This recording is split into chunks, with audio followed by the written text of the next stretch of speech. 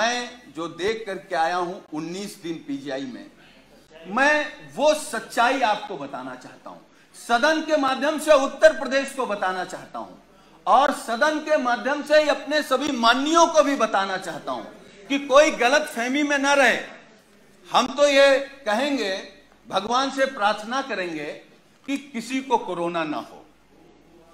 हमारे ही बगल में, अब हम लोगों के बीच नहीं है, स्वर्गीय चेतन सिंह चौहान जी, मैं 13 नंबर बेड पर था और वो 14 नंबर बेड पर थे।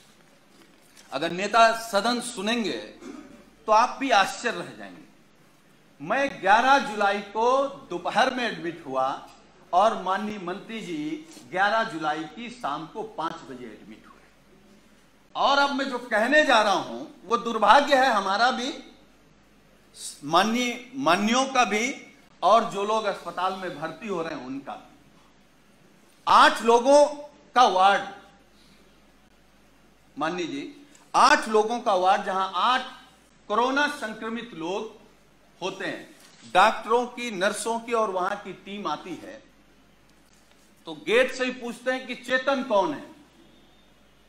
तो माननीय मंत्री जी क्योंकि बहुत सरल थे, उन्होंने हाथ खड़ा किया।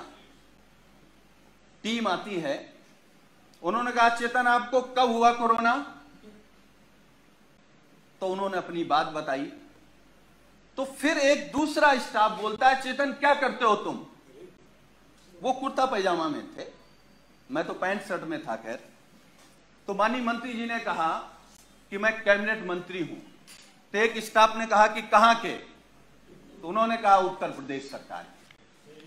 तो मैं सोच रहा था कि ये लोग कैसे इस बदतमीजी से बात कर सकते हैं, लेकिन मुझे यह भरोसा हुआ कि जब माननीय मंत्री जी ने कह दिया कि मैं उत्तर प्रदेश सरकार का कैबिनेट मंत्री हूं, तब शायद वो चेतन जी कहेंगे या थोड़ा आदर करेंगे।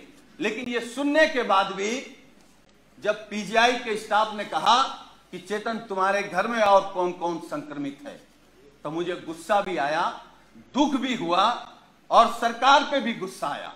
मतलब सरकार का इतना भी दबाव नहीं है भाई। कैबिनेट मंत्री के बाद कौन होता है? मुख्यमंत्री। तो इसका मतलब उत्तर प्रदेश में केवल योगी आदित्यनाथ जी का सम्मान होगा। अगर शर्मा जी को कोरोना हो गया तो आपके साथ क्या व्यवहार होगा आप सोच नहीं सकते। हम नहीं चाहते, हम तो भगवान से प्रार्थना करेंगे कि आपको नहीं, किसी को ना हो। लेकिन उसके बाद मान्यवर, मुझे जब गुस्सा आया, मैं अपना गुस्सा नहीं रोक पाया, तो मैंने डॉक्टर से कहा कि आप जानते हैं कौन है? चलिए आप नहीं प्रभाव में आ रहे हैं कि ये योगी सरकार के कैबिनेट मंत्री हैं, ये वो हैं जो देश के लिए क्रिकेट खेलते थे।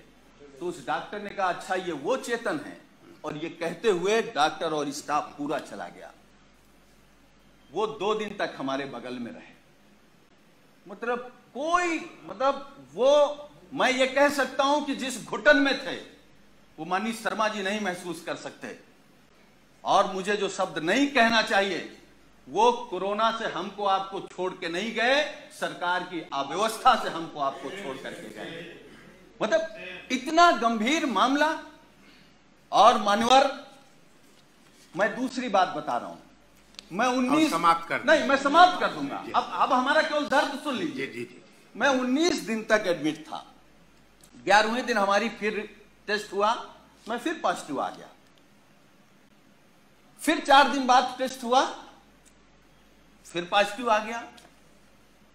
हमारे माननीय राष्ट्रीय अध्यक्ष, हमारे नेता माननीय अखिलेश यादव जी ने फोन से हमसे कहा कि सरकार का शासनादेश हो गया है कि तुम घर पर रह करके ठीक हो सकते हो, इस सरकार की व्यवस्था पर भरोसा मत करो और जांच करा करके आप लिख करके देख आओ कि हमको इलाज नहीं कराना, हम होम क्वारंटीन रहना चाहते हैं। अब मैं वो बात बताने जा रहा हूं मान्यवर आपको। मैंने राष्ट्रीय अध्यक्ष जी से अनुरोध किया कि एक जांच और करा लेते हैं, हो सकता है कि हम निगेटिव आ जाएं। हमारी एक जांच हुई जिसमें मैं पॉजिटिव आया। नर्स ने कहा कि आप पॉजिटिव हैं। डॉक्टर की टीम आई, उन्होंने कहा कि आप पॉजिटिव हैं या नहीं हैं, हमको दूसरा टेस्ट करना पड़ेगा। हमारा सुबह दूसरा टेस्ट हुआ। जब दूसरा टेस्ट हुआ, जब शाम को मैंने कहा कि हमारी रिपोर्ट क्या आई, तो उन्होंने कहा कि आपका रेपर बदल गया था, इसलिए शाम को तीसरा टेस्ट होगा। जब तीसरा टेस्ट हुआ तो सुबह हमने पूछा कि हमारी रिपोर्ट क्या है, तो डॉक्टरों ने कहा कि आपका सैंपल बदल गया है, इसलिए आपका चौथा टेस्ट होगा। हमारा चौथा टेस्ट हुआ। चौथे टेस्ट में मानवर जानते क्या हुआ? जब हमने रिपोर्ट पूछा तो उन्होंने कहा कि आपका फार्म तो वहां चला गया था लेकिन सैंपल नहीं गया है। तो हमने कहा पांचवा कर लो। हमारा पांचवा टेस्ट हुआ। पांचवा टेस्ट हुआ और मैंने लिखित में दिया कि हमको पीजीआई में इलाज नहीं कराना है, हम घर में रह करके जो सरकार के निर्देश हैं उनको पालन करते हुए हम स्वस्थ हो जाएंगे। मैं पहला पेशेंट हूं सरकार के निर्देश के बाद जो ये लिख करके आया कि मुझे नहीं इलाज कराना। मैं ये नहीं कह रहा हूं कि हम सभी डॉक्टरों पर सवाल खड़ा कर रहे हैं।